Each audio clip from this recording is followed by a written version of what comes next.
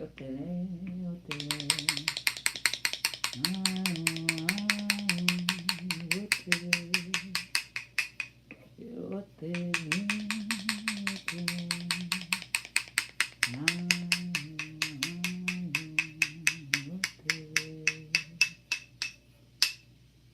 Oh, what's up, friend? Hello, how are you? Welcome, welcome. Welcome, my friends. And we have quite a bit of new friends on this platform. Bridging of the gaps between the YouTubes and the TikTok, which I appreciate so very much, and has really bridged gaps in communities, I suppose, in a really beautiful way. So thank you for those that have hopped on over or that have found me otherwise just on their own recommended or For You page. Welcome. Let's see. I do astrology. I also read tarot, but for these collective reads rather than privates and personals, I also read cartomancy, in which case it is in playing cards and numbers. I do have a couple of different decks, but often these are my fun color spectrum. Much like time and space dance and play together, I do very much feel like the numerology and energy of numbers and the expansive energy of tarot have a really beautiful conversation together, and in working this way is able to give us, not just a present or literal state, or a physical manifest, but also, the ethereal, the mental, and the spiritual realms of it as well. So, join me. Something else that might be a little different for you, dear, if you are new here, is that I also consider it an opportunity for us to breathe. Whether that is just a breath with yourself, perhaps the biggest you've taken today, or whether that is an opportunity for you to practice your own channeling and to tap into the moon and the energies and the planets, and then by all means, but at most, make your body available to the fullest breath you can and aware of any sensations that arise. Before we go on pulling cards, I would also like to run down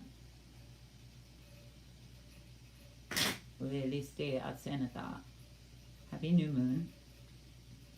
It is a new moon in Capricorn, which has some interesting innovations of energy that is not just,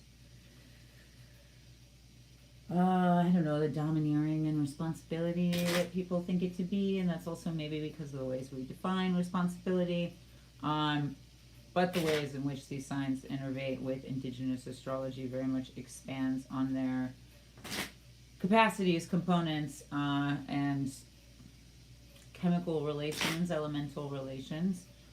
So though Capricorn is very much an earthy sign, there is a lot of air, there is a lot of fire even, there is a lot of water even, because it is the sea goat, so we do have earth and water very much within that.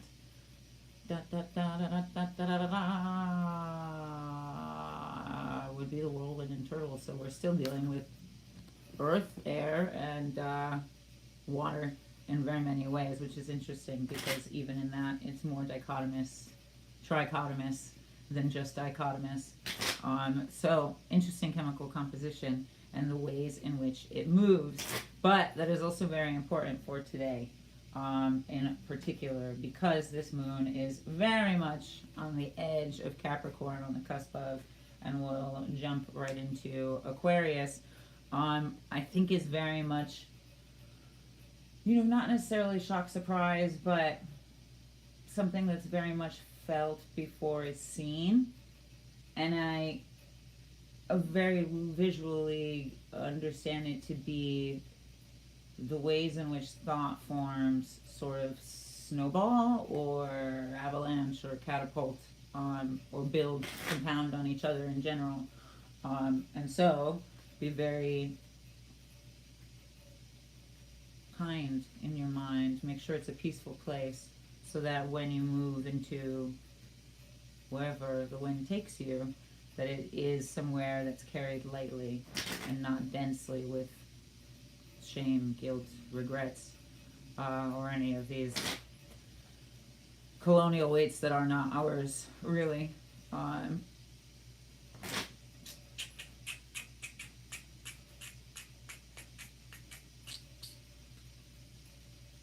Jupiter and Uranus are still retrograde. Saturn and Neptune are on the threshold of Pisces and Aries, which is a little messy and real intense. It it's very intense.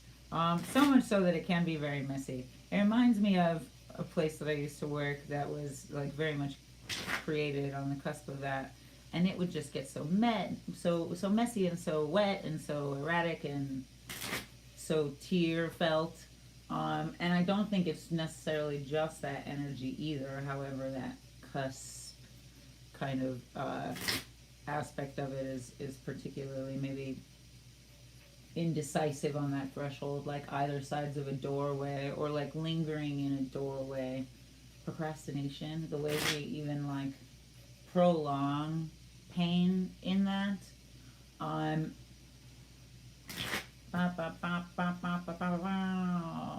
they will, Saturn and Neptune will continue to stay very close together, even more so proper conjuncting early February. So the ways in which the little utterances paints the big picture of our lives is something that I think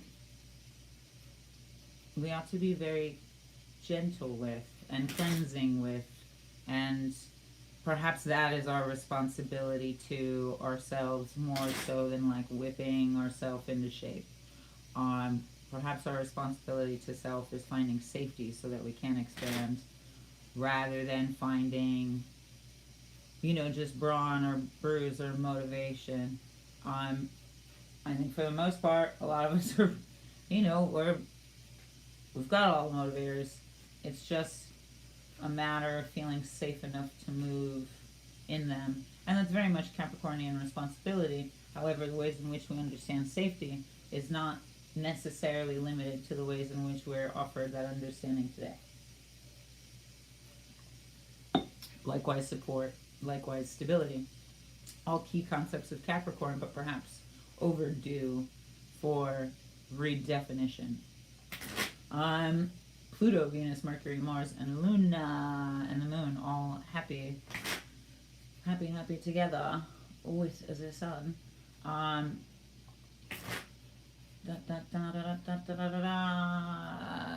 20th proper, the Moon will be in Aquarius, like I said, which will be an interesting jump, and carrying all of this information with it. Carrying maybe not just density, like maybe density, but carrying like medic. It's not necessarily density if it's stuff that you need, but when you hike, you also try to pack lighter, so it's kind of with that in mind, like pack lighter, but also what do you need? And you don't necessarily need the stuff that holds you down or weighs you down. You don't necessarily need the stuff that makes you move slower, second guess yourself, etc., etc. So in the bug bag of your mind, what identities are not conducive to the ways in which you want to shift or uphold new paradigms. Likewise, that quick move is very much a felt before seen kind of thing, and the ways in which, like they even say with like Marie Kondoing your house, like you move with feeling before you move on the intellectual decision. And so that's very much kind of a thematic of this. And that's not to say your emotions rule you, but that is to say move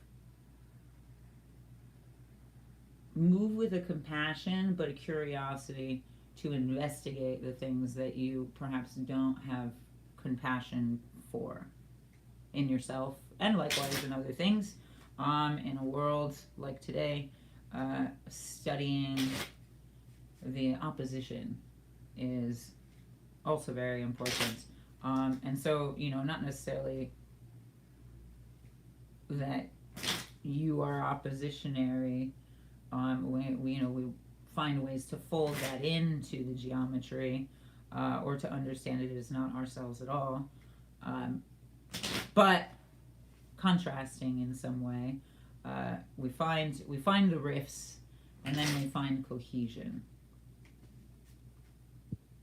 much like a goat walks on the edge.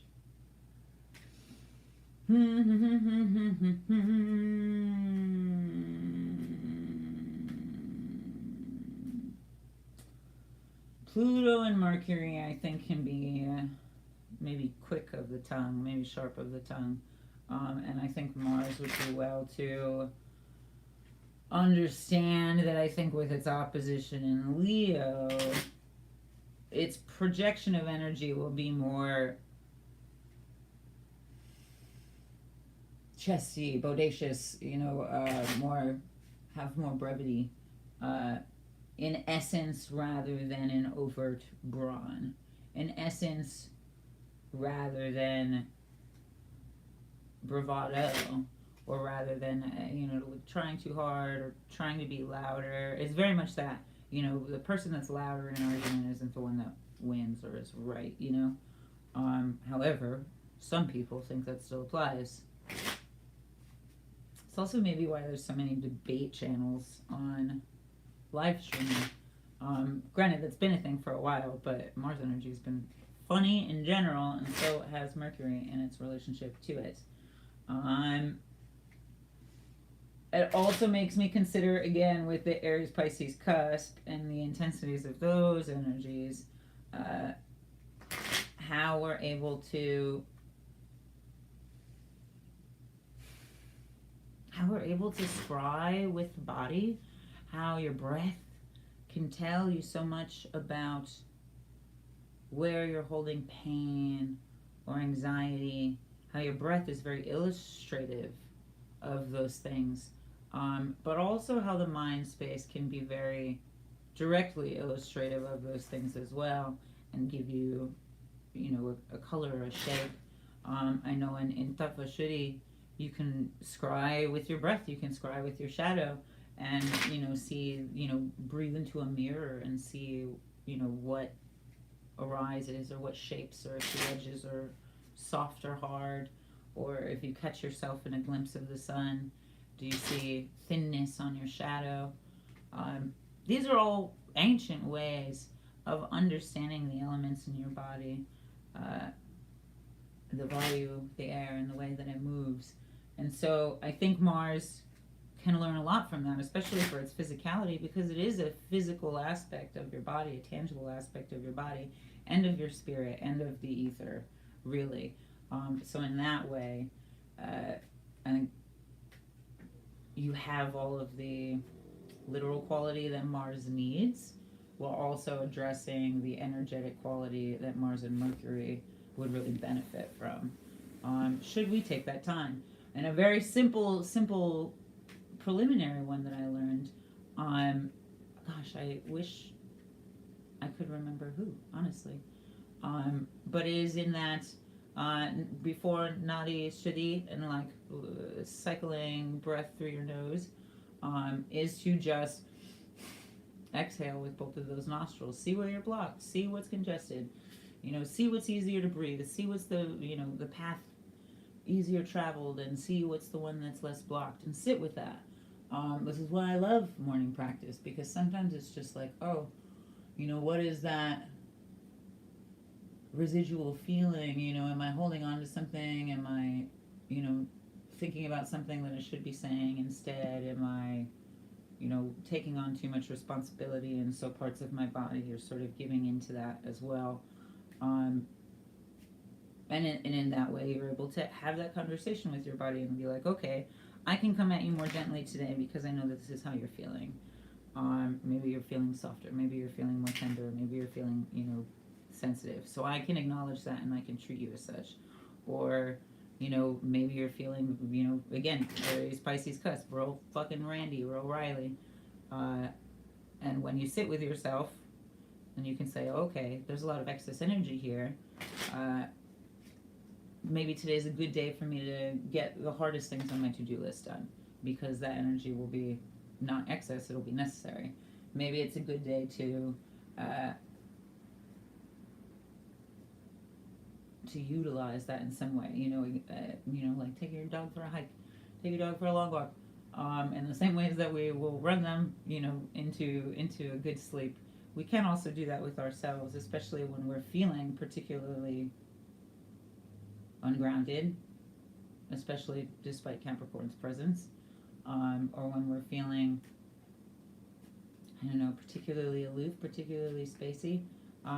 For all of the body in here, it's also so much mind that takes us out of it. So much mind that takes us out of it. Whether that's, escapism or numbing, or the way intrusive thought pulls you away from the moment, the way that imagination can pull you away from the moment. And that doesn't have to be neither good nor bad. It just, I guess, depends on the moment. If the moment is misery and it's not constructive or creating capacity for again, these avalanching of thoughts, these compounding of energies, then we come back to the moment and we reuse and we recycle and regenerate, and then we direct our energy as such. It sounds so easy, and I know that it's easier said than done, but it is also fairly simple. It is also fairly simple, and for all the information that is out there, there is a lot of misguided information, but there is a lot of beautiful information, and when you are able to stay curious, you can see the ways in which these things collaborate, much like I read cartomancy and tarot, the ways in which they collaborate and the conversations that they want to have, so that you can utilize that energy best. Like we are holding space and holding circle all the time for ourselves. So remember that you can, remember that you do. And it's, maybe not an issue of having never, it's just an issue of getting more clear and growing in that regard. Does that make sense? Pluto and Mars. Pluto moving into Aquarius. It's so interesting. This hot motherfucker and this icy motherfucker. It also makes me think very much of like the cold side of the pillow, which is so refreshing, which is so regenerative for your rest, even in just such a simple turning of the page of the pillow, really. But it's also bright sides, as silly as that may sound. But when the mind just starts to descend into intrusive thought, then get in the habit of countering that thought with something in, equal obscenity, but in the best direction. If you're busy thinking about the worst, think about the absolute best. Every time, to try and recalibrate that, so that the nervous system doesn't get stuck in that worry and can wrap itself more tangibly around hopefulness and wonder and excitement and what if. Magical words, what if. The key of all science, really. What if? In that, it is also very much, I think, regulation. But not just regulation as in like staying docile for a system that wants to put you in a smaller cage. Regulation as in, this will not throw me off balance because my goal is so important, because my heart is so in the right place, because I'm, so connected to this, so driven by this, in that nothing can snuff this fire. I've heard before, not regulation, but liberation, so that you are not beholden to the sways or to's and fro's or intensities of your emotion, and that you are still able to do what it is that needs to be done despite those emotions. And that's not to say you gotta run 6 miles when you're feeling really icky about yourself. That is to say, I mean, who knows, maybe, but that is to say, so that you are not trapped by that emotion, so that you don't feel like you can't do a small walk around the block or to the bathroom or whatever. Whatever small tasks depression really tends to latch onto. Regulation for sake of liberation, not for sake of complacency, will help you walk with those things kindly so that they're not the ones leading you. It's more like, when we got, have you ever seen when like kindergarten teachers will take the class somewhere and they've got everybody like holding onto a rope, walking down the street? It's very much like that. Like, regulate the line, and like all these little kids, all these little crumb snatchers are all of our intrusive thoughts and our emotions, right? And one's picking its nose, and one's scratching its butt, and one is poking the other one in the ear just to annoy it, and one, I don't know, whatever else, childlike things.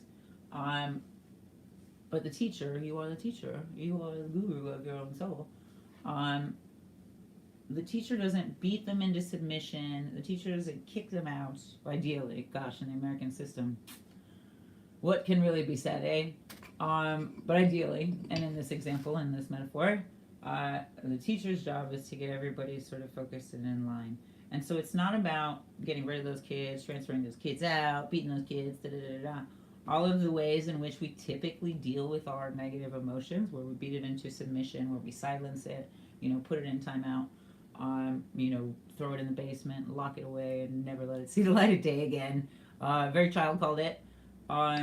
Throwback to a crazy book. Rather than that, we can give it something to tether, which is our sense of self, our sense of integrity, perhaps even just the alignment of value, the alignment of quality and value. Not to say moral, because you can't necessarily legislate morality. Not that we're legislating here, but an alignment in value, where it's like, I hear you, I see you, what do you need, how can we keep you in line? And even in this example, it's a lot about like going back to base one, like a touch factor with that central line to keep the kids focused, very literally, to keep you focused, to keep these emotions from running wild or from being back and forth in this Pisces Aries to and fro, like liminal doorway that we're scoofing around in,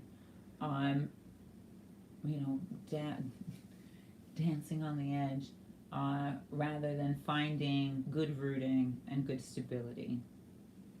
And for as much as people are, still like, new habits, new patterns, new me, that only gets you so far if you have no idea where it is the root cause comes from. If you, like the Magician card in tarot, it utilizes strength in stature and structure, in thigh, in integrity, in, unity of magic in order to carry it upward. We can't just carry all of these ideas upward without first rooting and understanding. So if there's, habits that we're trying to break, we also have to understand where they come from. What is this craving, and why have we confused it with desire? What is this thing that I've also mistaken for me?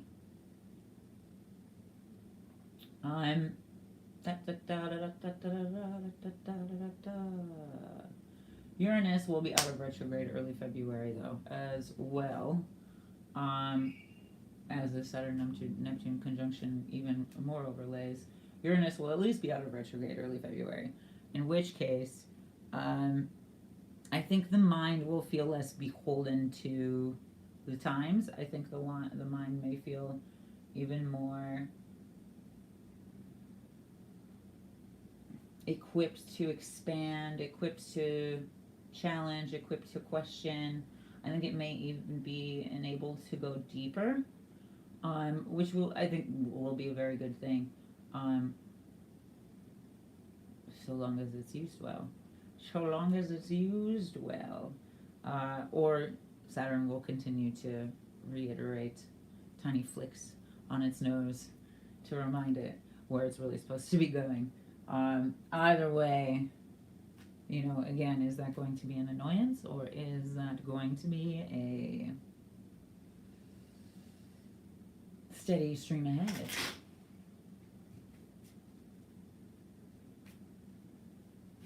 All right. So with all of that, we'll pull some cards, and we'll see what the moon has to say. All right, my friend. Much like we are hanging out, much like there are cards in between us, and much like I said earlier, this is an invitation for a breath. And so, perhaps it is just you and your breath. Perhaps you would also like to tap in. Just make your body available to the fullest breath that you can, and pay attention to any sensations that may arise in your mind sight. Take a deep breath in. And exhale. Take a deep breath in.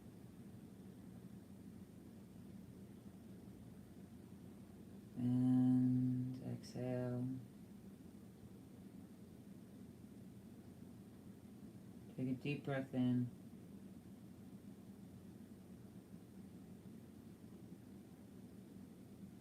And exhale.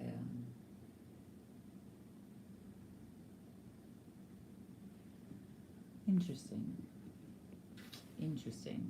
I feel like there's a lot of talking going on. There's a lot of talking going on around us for sure, but also in our own minds. And, it's exciting too. So there's a lot of really beautiful and big and bold ideas. And there's a lot of proof that the world is changing and that there's hope. There is hope yet. But at the same time, I feel like, though a lot of us are maybe very outwardly loud, we're less so inwardly. Or outwardly loud so as to silence the inward. Or outwardly loud so as to ignore the inward. Or, silently loud, just forgetting the inward, forgetting that we have to be as clear and convicted to ourselves first and foremost before anything else. And then any sort of annoyance or push or shove either way will not be met with looseness or receptivity, or easily being thrown off. It will be met with stability. It will be met with a grounded sense of value, sense of valor, even for the Mars energies here. I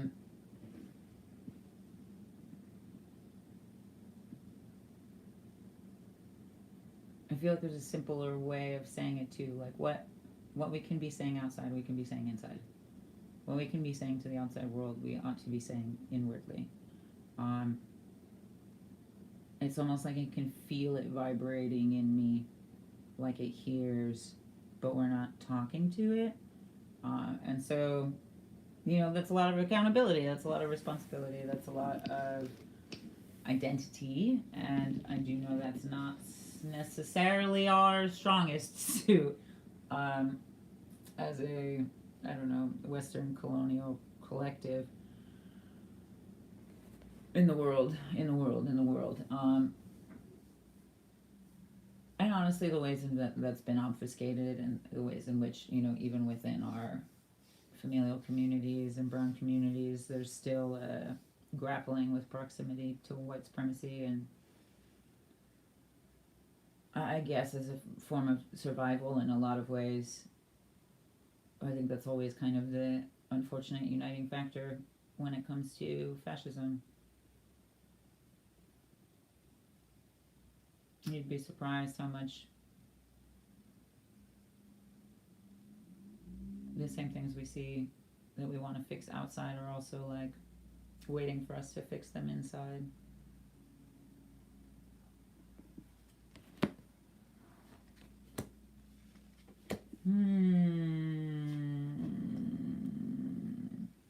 Six of Wands, bottom of the deck. This is very much the internal structure of your temple, the internal structure of yourself as an energy center, as an energy capacitor.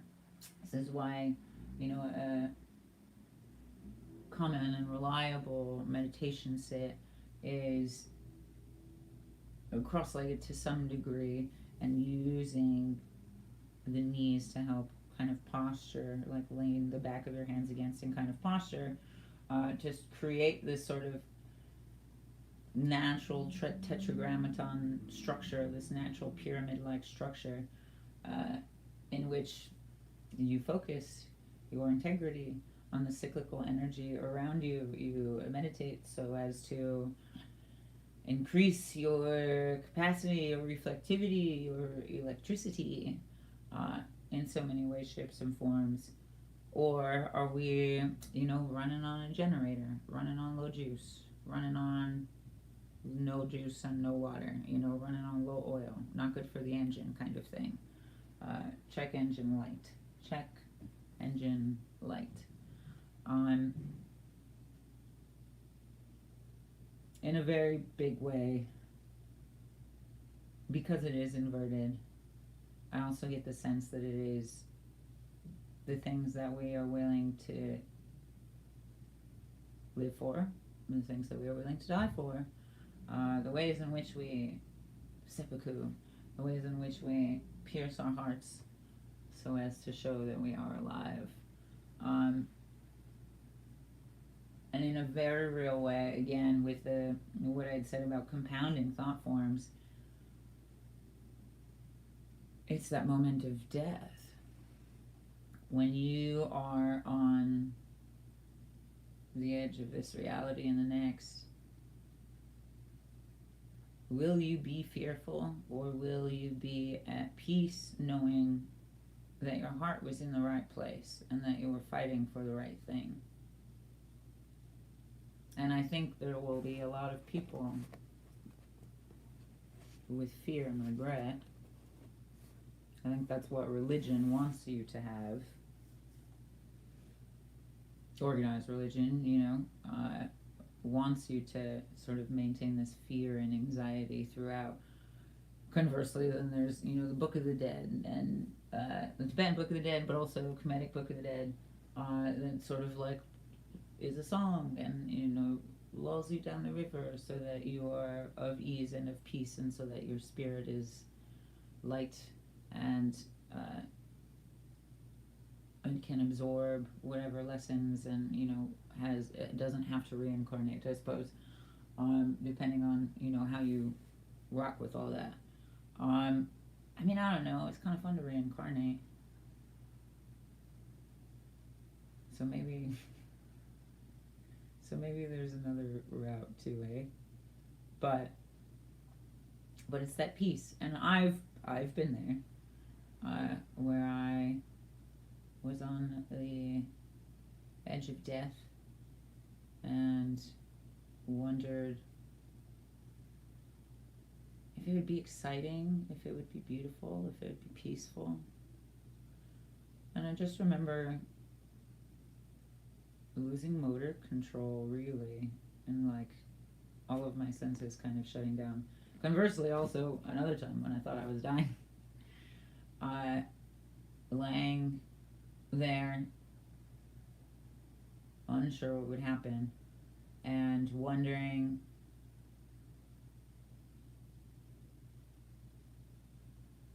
how I would explain, I guess, all that I've done far. Like, if my writing would speak for itself, if my ideas would be able to speak for themselves. And that was the only thing I guess that worried me, is like, will the message I leave behind be clear enough? Will the message I leave behind be clear enough for those that are left with any of my words or memories? Which is hard to really know, but there is a great peace in knowing that you tried. There is a great peace in knowing that you physically, literally, tried. And with great heart, that's all that really can be done. Luckily, great heart seems to imbue work in and of its own right, so it finds its way. It always finds its way. 8 of diamonds, 2 of clubs, 7 of spades. Interesting. Patterns, recognition of self, and release, simply put. 8 of diamonds is the patterns, the seeds we sow. The 2 of clubs is very much our willingness to look in the mirror about them, our willingness to, I mean, in the mirror, yes, and like look at ourselves and like, okay, did you forget to water your plants? You know, these 8 seeds, did you forget to water them more often than not? Are you sure they're going to grow? Blah, blah, blah. You know, what can you do better next time? How do we, yada, yada, yada. But also I think the ways in which we look out into the world and we're like, these 8 seeds that I watered, that I planted, that I tilled, that I did all of these things, what a beautiful time, what a beautiful land, what an open horizon. What a beautiful sunset. I can't wait to see the way the earth grows. Both of those things are true. Both of those things are perspectives. I think that also comes, like this sunset metaphor, comes when you're willing to see that in yourself, which is, I think, a really big part in how we do habit build. And whether or not it's out of compassion for ourselves or we shame and blame and finger point ourselves into missing a day and then not picking it up again, you know, or falling behind and then just washing our hands of it there instead of trying to get back where we want to be.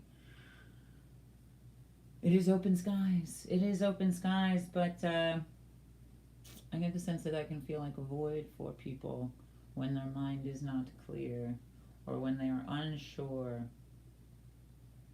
what part of their mind is their own or what part of them is their own. Open horizons and open doorways can feel very daunting when you don't know who you are or how you've done. And that's not to say in any particular way.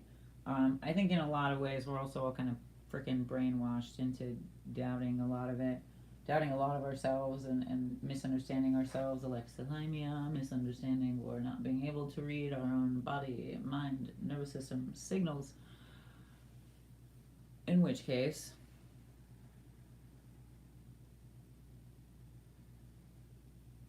consider it an opportunity to get to know yourself. Much like I said earlier in the invitation for a breath.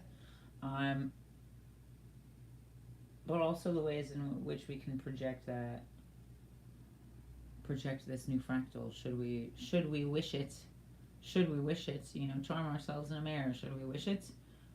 See the version of ourselves that we would truly like to see. Should we wish it? And be honest with ourselves. I think ultimately too, this 2 of clubs is a fiery card.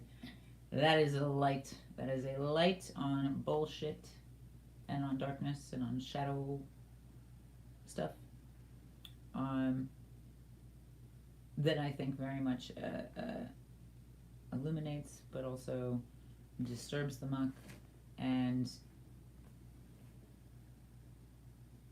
I don't know, reads the self for filth. Recognizes the self, is very honest with the self, is very raw with the self. And so perhaps this is the time. I mean, kind of like per every Gregorian New Year, everybody gets all rowdy for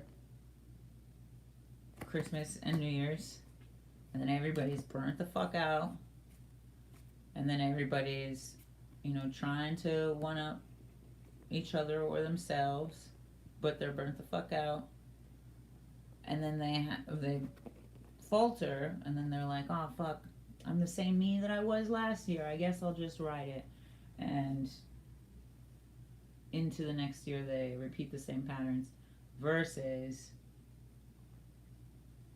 many things, honestly, and not going by the Gregorian calendar. But you know, if that's what you did, then perhaps this Two of Clubs is also maybe more an opportunity to be very honest with yourself about how you've navigated, and also still, you know, hold compassion for yourself so that you don't guilt or shame yourself off of the course that you want to be on. It is very much like a one-on-one. It is very much like holding real fucking solid space for yourself and in listening to yourself. Look how clear them skies are. Look how clear them skies are. And that also may very well be the root of the fire. The root of the fire, the core desire, the root of the problem in whatever way, shape, and forms. But also, like, very literally, like fire of Agni, like sacred fire. The ways in which we have obfuscated and confused and riddled our own nervous system's understanding of pleasure and pain very much distorts the ways in which we can even see or exist in reality or behave in reality, with trust to ourselves. And so I offer you an opportunity in so many ways, shapes, and forms, to be able to uncover that, be able to decolonize and strip away these layers, so as to even just cause more curiosity and question, to incite more curiosity and question into the body, into the mind, and into indigenous thought and modern science. Seven of Spades is very much excess, left behind, and it's also, and it's cognitive. It's not a different version of you physically, it's a different version of you mentally. It's a different version of what you allow to seed in your mind and what you allow to take precedence in your mind. Let us not take the doubtful and the naysayers or the opposers and give them full rent space for free in our minds, whilst also putting ourselves out.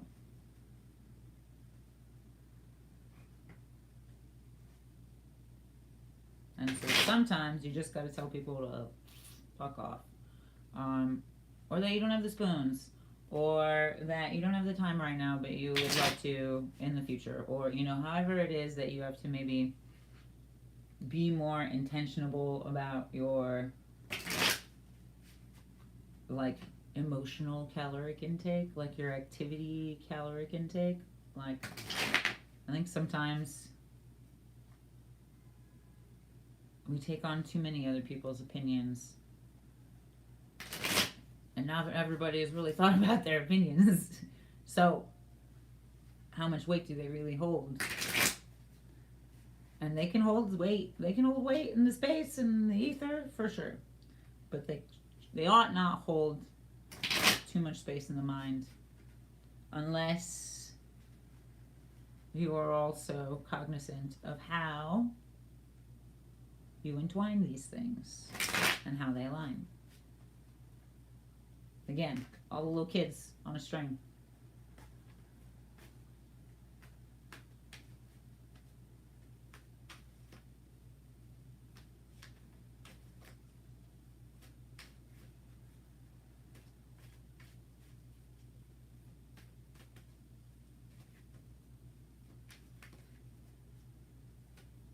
All right, love. A little spirit card.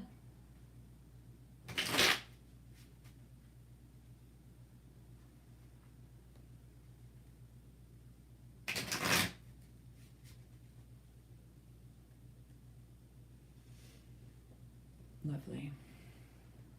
All right, my friend. Again, much like we are hanging out and there are cards in between us, this is an invitation for you to get right with your breath, uh, and also take it as an opportunity to tap in if that's what you're into. We'll take 3 deep breaths together, making our body aware of a full breath and any sensations that arise in the mind sight.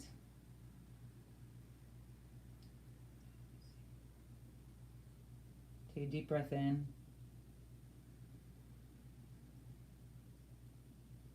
And exhale. Take a deep breath in.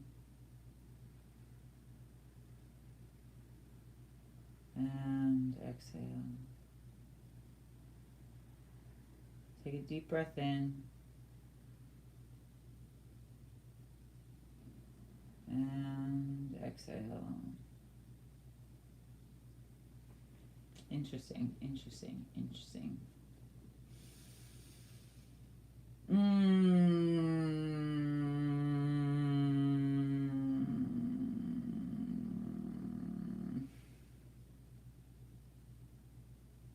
It's very palpable. It's very like viscous. It's very like jello, like moving through jello. I hope that means because we're able to move through consciousness, move through the ether, find what sticks, and not be stuck to. But I also think that there's some riding of the wave and some being pulled into things that you don't necessarily want to, because it wasn't just like ebbing and flowing. It was like the things that draw us, like the things that we tether to, and the pull that they have on us for one reason or another. But you can find out what that is. You can always find out what that is, should you be willing and bold enough to ask, and should you be trusting enough of yourself to listen to the response.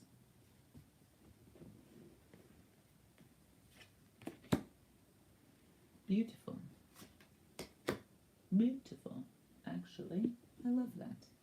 I love that so much because the 6 of clubs, or 6 of wands kind of energy from the bottom of the deck in the numerology pool, is now the 6 of cups upright at the top of the deck on the spirit pool. So it's very much, kind of like I was saying again too, the ways in which we project externally versus internally is perhaps at some sort of disunite. But this is also indicative that I think we have the right idea. There's just capacity for doubt. We have the right idea. There's still a lot of doubt, still a lot of hopelessness, still a lot of what if to the wrong direction, still a lot of density on the line, like on the waveform, sort of lagging it down. But that we do have the right idea, and we have the capacity, and if we can see it internally, then we can see it externally, is ultimately I think also what it's saying. If we can suss out this internal 6 of wands pyramid within, then we can very much see its active presence in our life. This is also very much akin to if we can activate and align our inner Merkaba, then it opens up the world to many worlds and many forms of consciousness.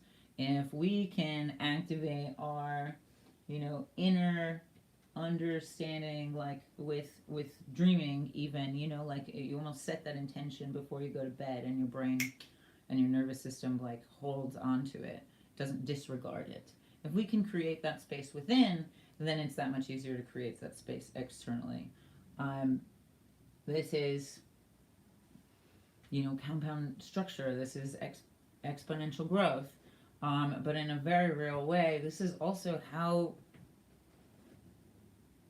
ancient societies and indigenous societies, I think, understood prayer in so many ways, where it wasn't, and honestly, not even just indigenous societies, but voodoo and hoodoo culture, the ways in which they pray or conjure, was understanding the molecules in me and the molecules in you bouncing, and the molecules in between bouncing, and almost the lack of separation, even the lack of separation between me and, you know, this puppet, or between me and this working, or me and this candle flame, or me and this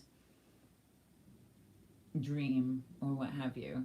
Um, in a very real way, it is the way in which your mind space innervates with ethereal space in a very real way.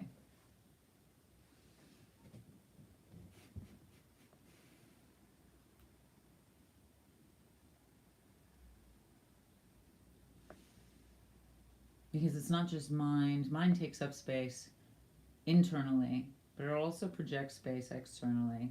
So it takes up space in multiple dimensions. But it also is directly innervated to spirit. And you also give it back to the land in so many ways. This is what the expiration, the precipitation on our voice is, like our own little rain cloud. And so, understand the projection. Become a hologram of your choosing, which sounds wild, but if you have done my Decolonize Your Mind course or my Banish the Patriarchy course activation, they're designed for exactly this, to strip down to that Six of Wands and to build up to that Six of Cups. This is self-realization and self-actualization. Whereas I think too many are so invested in self-actualization, especially at the cusp of the Gregorian New Year, that it falls flat because there is a lack of self-realization. It loses its balance. Strength at the bottom of the deck for these spirit pools. In which case we have... Ooh, interesting. It's inverted. So it's not outright strength. Again, you know, it's essence, not so much overt brawn or bravado. And so many times have I said compassion for the self just in this reading. I think this is also saying this is the way where we're able to regenerate energy to be able to continue to move or do these things. Like, too often do I think we treat ourselves like we're invincible, you know, like we're work, like productivity, da da da da. You know, treat ourselves like the managers that we don't want to treat us like that. And in this, strength inverted is very much about,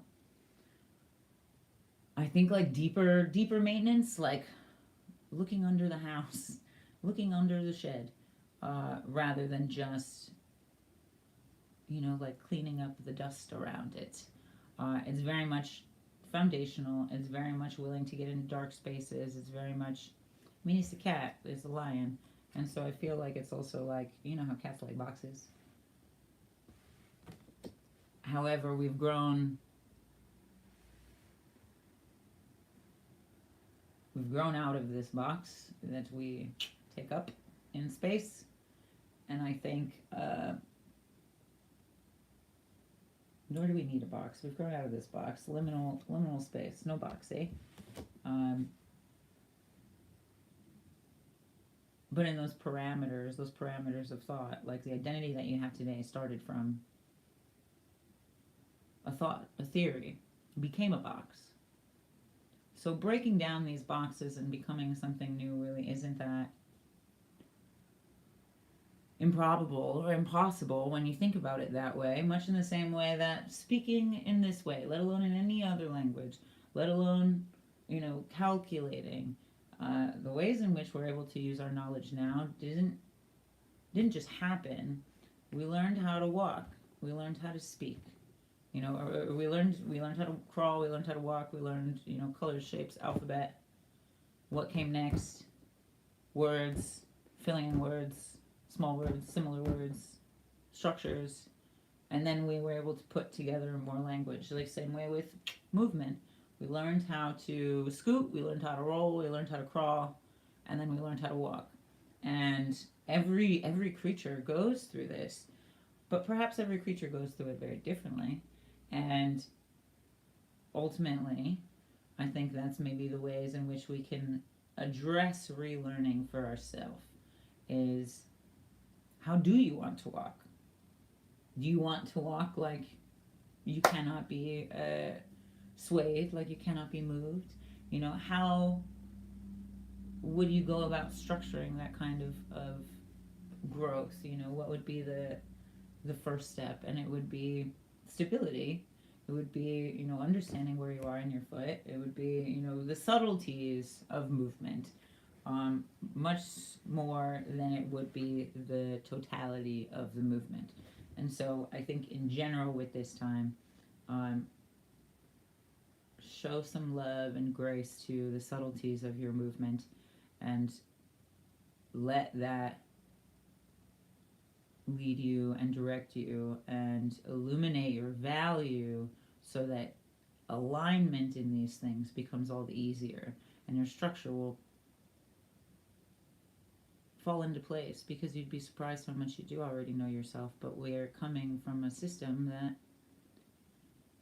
thrives on our doubt and guilt and shame and whatever else they can conjure in media and marketing.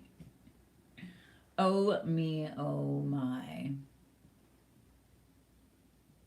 Oh me, oh my. Okay, I love this. How intense, how in depth. However, do not be lost, because I had a feeling this would come up, so I found this page. It's a book called Tattvashuddhi by Swami Sat Yasangananda. And it's super incredible, but how to recognize the tattvas from the breath.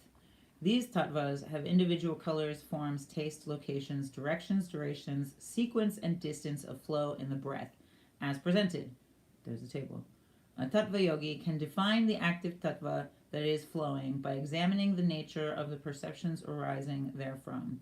After developing proficiency in the art of defining the tattva, he develops the experience of the tattvas through several tantric practices that accentuate their flow. One of these practices is tratika on the tattva yantras. The yantras can be ascribed on metal or drawn on paper with their respective mantras and appropriate colors. For as elusive as Tantra seems to be in Western colonial world, because it's all zhuzhed up to be like couples retreats, meditation on yantras is very tattvic. So find your cool yantra about where it is you want to go. In general images, honestly, I use my own poles as sort of a yantra to meditate on as well. The geometries of the number outlays is something that I'll meditate on, with negative space and black and white space, which is also a way that has been used to train the eye to see auras. So again, making my mind space sensitive to subtle shifts. And then yantras can be inscribed on metal or drawn on paper with their respective mantras and appropriate colors.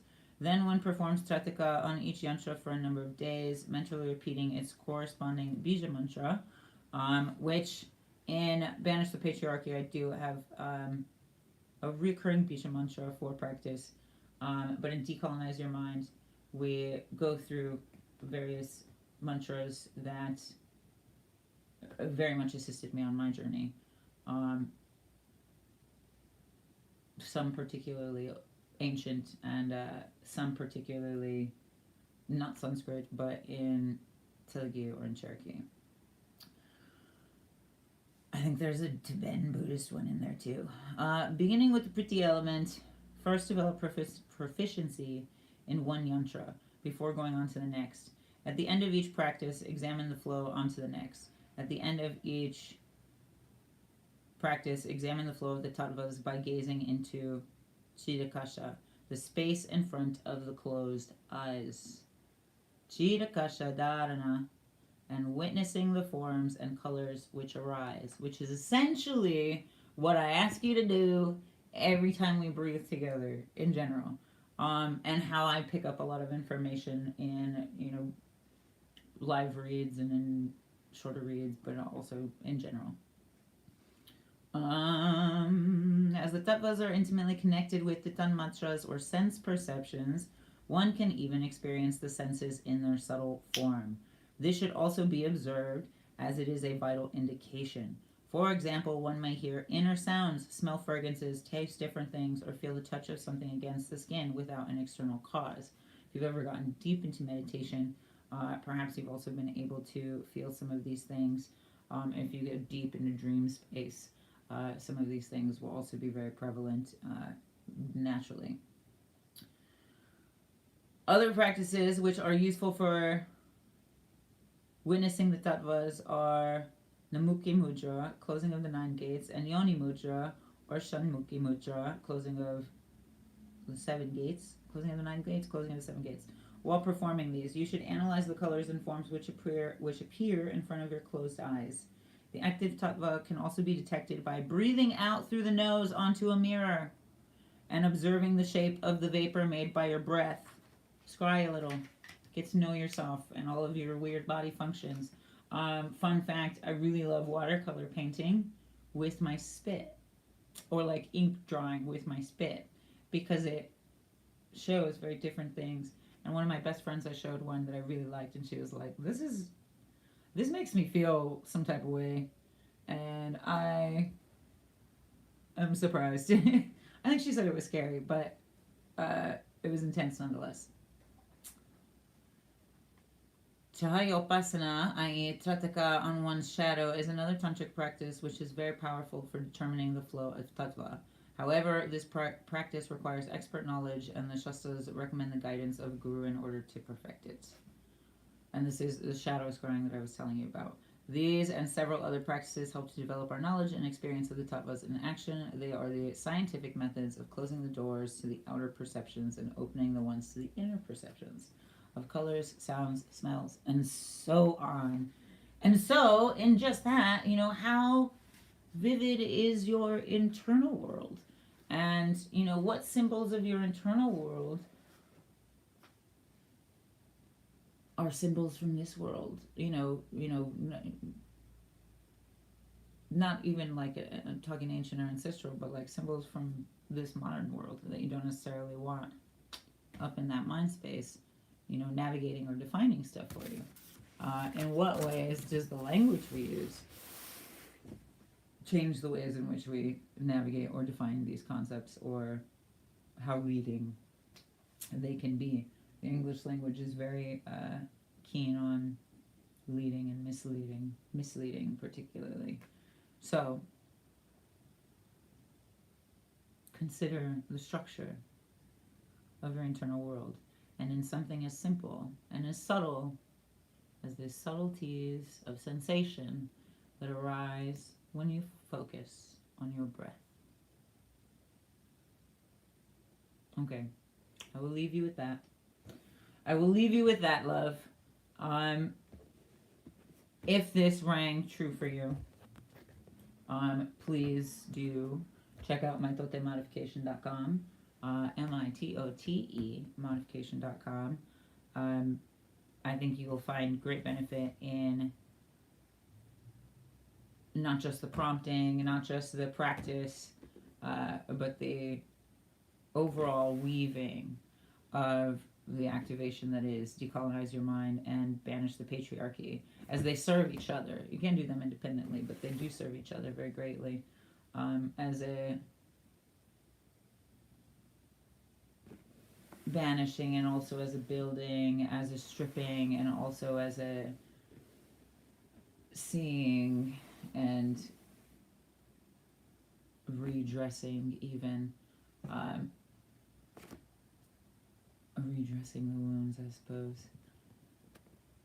Taking a look at them, unwrapping them, tending to them, and dressing them with love, compassion for the self, and the kind of world that you want to see, both in you and around you. And I can say that it continues to be a beautiful bridge and a beautiful surprise to the ways in which it has opened up my life. Other than that, there's also research papers that I've written discussing decolonization of language and liturgy in so many ways, but not just about meditation, and also in the ways in which we identify with the idea of peace or our responsibility to peace. And so, if you're interested in some literature and interested in opening some rabbit holes for yourself to research, then please do check out my resources for paradigm shifts in language and liturgy, paradigm shifts in writing and invoking artwork.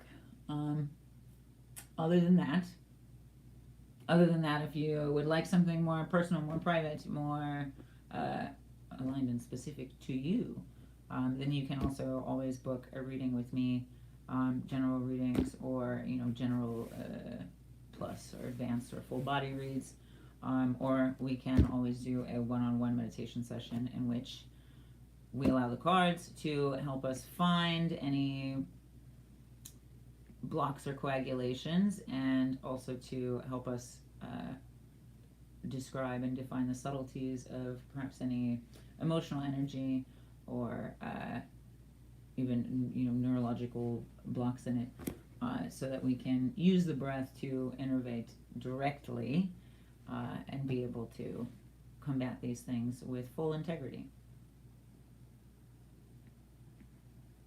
and in a way that is replicatable and that you ought not have to be dependent on anybody else for. Ideally.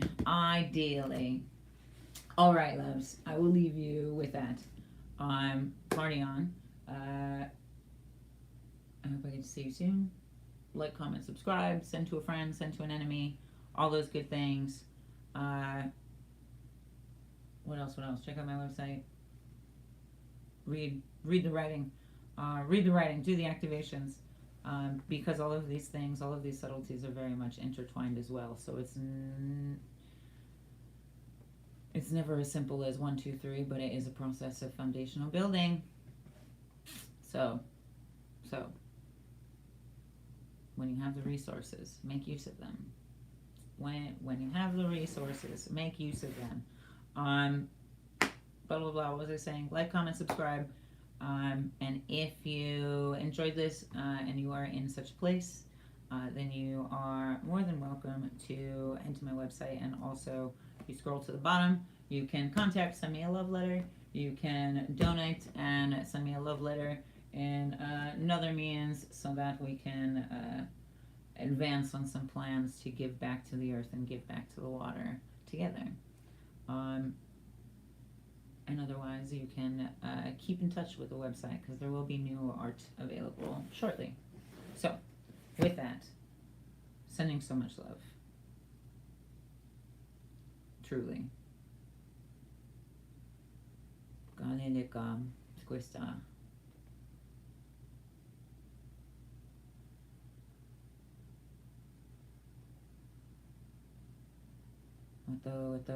Nato. I will see you next time.